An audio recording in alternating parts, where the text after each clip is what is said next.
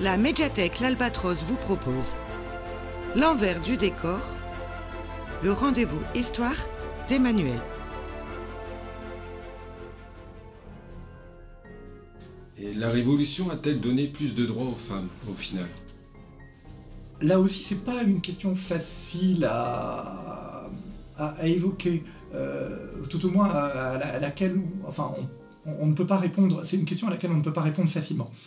À certains moments, des droits ont été accordés aux femmes. Mais c'est vrai que pendant la Révolution, les droits nouveaux accordés aux femmes l'ont été pendant un temps assez court.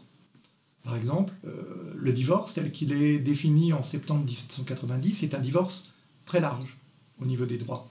La femme, parce que c'est souvent elle qui demande le divorce à l'époque, la femme peut demander un divorce pour faute, mais elle peut demander aussi un divorce par consentement mutuel, voire par incompatibilité d'humeur avec le mari.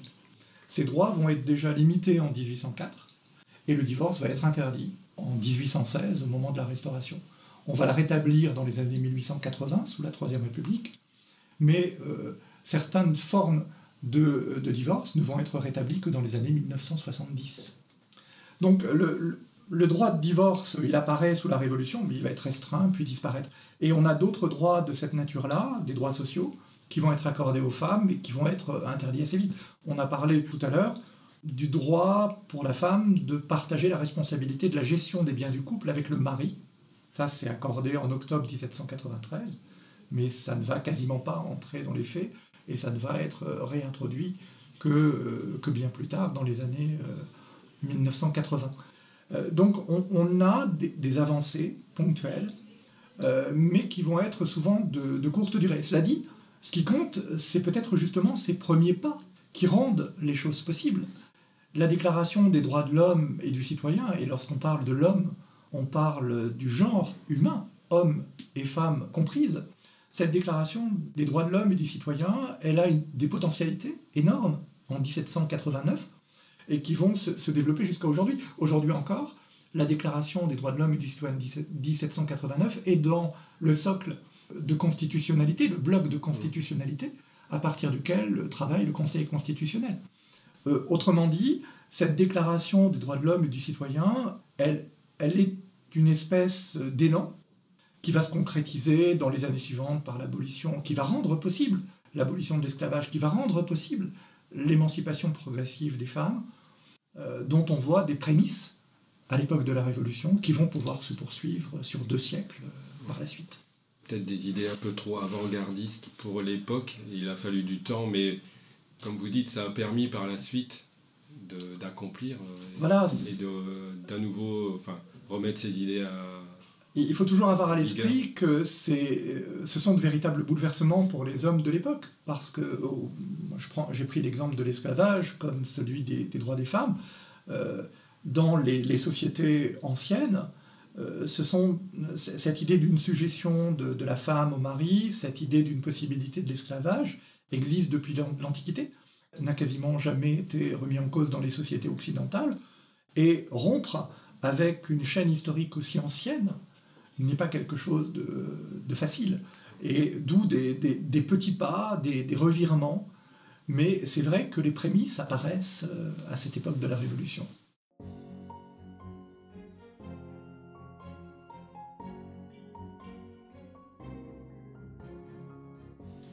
Alors, est-ce que toutes les femmes étaient pour la Révolution? Non, c'est vrai qu'on a parlé jusqu'à présent essentiellement de femmes qui étaient favorables au changement, mais on a des femmes dans la contre-révolution. Par exemple, en Vendée, des femmes s'engagent politiquement aussi, mais elles vont s'engager pour passer des messages aux armées rebelles. Elles vont s'engager en soignant les blessés, en alimentant les soldats vendéens. Vous avez aussi, un peu partout en France, des femmes qui vont s'engager par conviction religieuse, en s'opposant notamment au clergé assermenté, au clergé qui accepte l'Église telle qu'elle est redéfinie en 1790, en juillet 1790 avec la constitution civile du clergé, et ces femmes s'engagent envers leur ancien curé qui a refusé de prêter le serment, malmènent parfois le curé qui vient d'être élu et qui est un curé assermenté, qu'elles considèrent comme un intrus dans leur paroisse. Alors, des hommes peuvent également s'opposer à ce nouveau curé, mais il y a différentes formes d'engagement.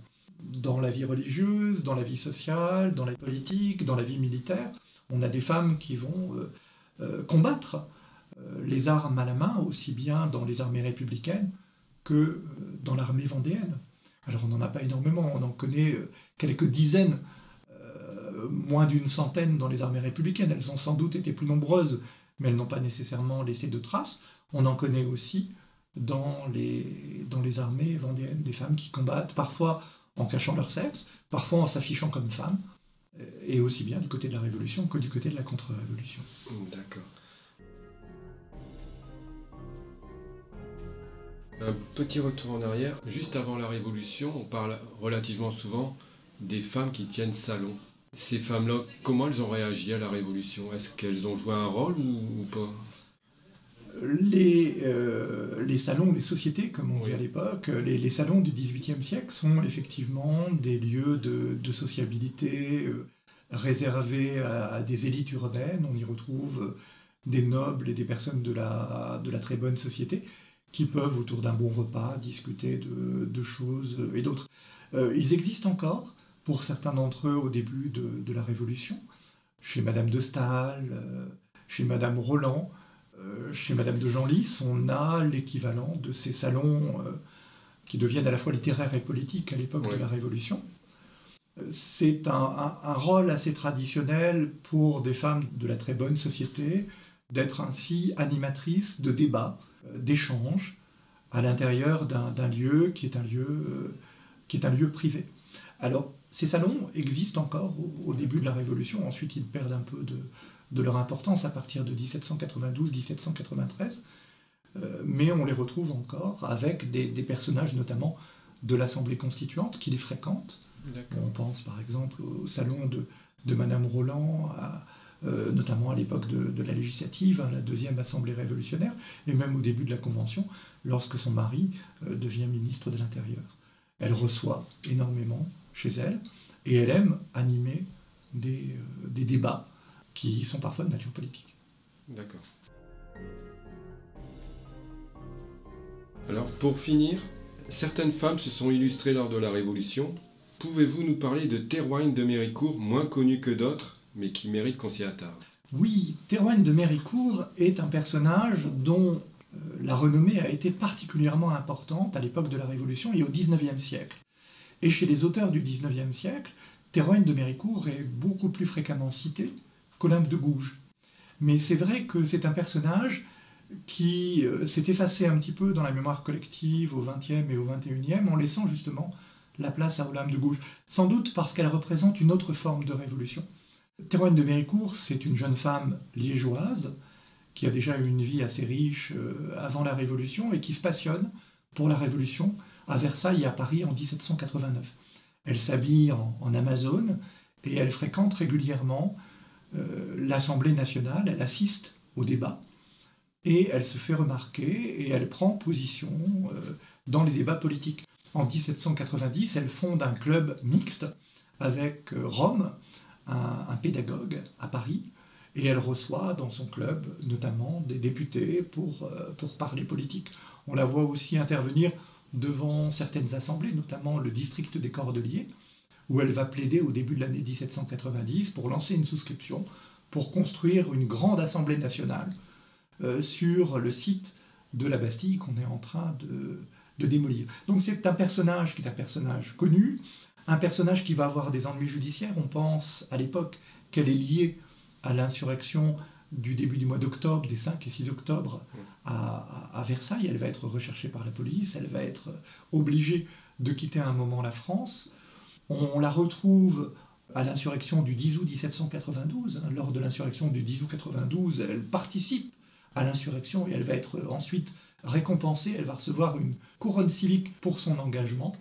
Elle va avoir ensuite des démêlés assez délicates, notamment avec certaines militantes féminines proches des Cordeliers en 1793. Et elle va finir de manière assez dramatique en perdant la raison dès l'époque du Directoire, et elle va mourir dans les années 1810 totalement folle et enfermée. Ce qui plaît au XIXe siècle chez cette femme, c'est son engagement, mais un engagement qui a souvent une dimension militaire. Elle milite au printemps 92 pour l'armement des femmes, elle participe, comme je l'ai dit, elle-même à l'insurrection du 10 août 1792. C'est un peu la femme qui participe à la Révolution, le sabre à la main. Olympe de Gouges, c'est la femme qui participe à la Révolution, la plume à la main. Et finalement, l'image d'Olympe de Gouges correspond peut-être plus aujourd'hui à notre acceptation de ce que peut être une révolution que Théroigne de Méricourt. Mais pour le XIXe siècle, le XIXe, c'est la révolution de 1830, c'est les barricades, c'est la révolution de 1848, c'est les barricades. On se bat encore pour des idées de liberté en montant sur des barricades et parfois en mourant sur les barricades. Et dans un monde comme celui du XIXe siècle, Théroigne de Méricourt représente une forme d'engagement politique féminin qui représente quelque chose d'important pour les hommes de cette époque-là. C'est vrai qu'au XXIe siècle, le combat se fait plus par la parole, et de ce point de vue-là, sans doute qu'Olympe de Gouges répond un peu mieux à ce qu'on imagine être une femme en révolution que Théroigne de Méricourt. En fait, là, pendant la Révolution, même si elles sont très peu nombreuses, il y a des femmes qui prennent les armes. Et est-ce que c'est nouveau ou c'était déjà, on l'avait déjà rencontré auparavant? Non, on le rencontre déjà, au XVIIIe siècle, notamment des femmes qui s'habillent en hommes et qui combattent aux côtés des hommes, ça on en rencontre déjà. Mais c'est vrai que le phénomène a été particulièrement marquant et particulièrement étudié pour l'époque de la Révolution, parce que sous la Révolution, on a des traces de cet engagement féminin et d'assez nombreuses traces. Alors normalement, c'est un engagement militaire féminin qui va être interdit assez vite. Dès le mois d'avril 1793, on interdit normalement aux femmes de participer à la vie militaire. Mais de fait, dans les mois suivants, la Convention va encore récompenser certaines femmes qu'on va découvrir dans les armées. On va leur demander de partir, mais en même temps, on va leur accorder des secours. Et on va les féliciter pour leur courage. La première femme qui va devenir membre de la Légion d'honneur, alors c'est très tardif, c'est sous la Seconde République, c'est en 1851, mais c'est une femme qui avait commencé sa carrière militaire à l'époque de la Révolution française. Et c'est la première qui va devenir membre de la Légion d'honneur en 1851. D'accord. Merci à vous, Monsieur Levers. Alors nous allons vous retrouver le vendredi 7 mars à 18h30 à la médiathèque d'Armentières, l'Albatros.